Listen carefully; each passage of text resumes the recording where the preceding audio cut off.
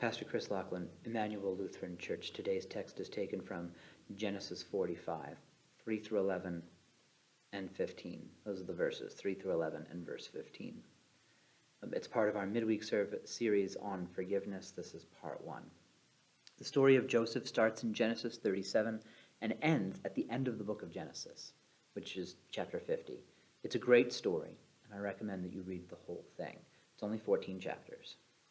In short, Joseph's brothers sell him into slavery in Egypt, and he has several rough years, including a couple-year stint in prison, before he rises to power in Egypt, second only to the king, Pharaoh.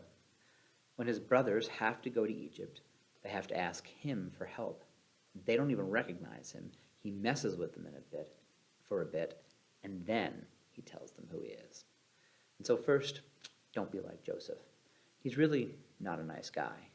His father suffers when he messes with his brothers. He actually winds up selling all of the people of Egypt into slavery, and that's in chapter 47, starting in verse 13. He never really forgives his brothers either. He deflects their question instead of answering it, so that they have to ask him again years later. That's in Genesis 50, verse 15.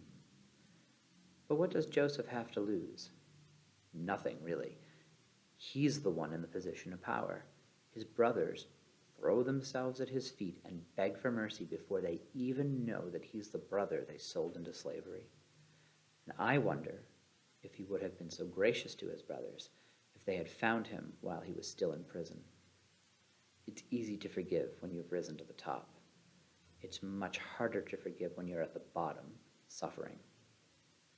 But here's the thing about not forgiving, about holding a grudge. And I didn't come up with this. I stole it from someone else, but it's really good.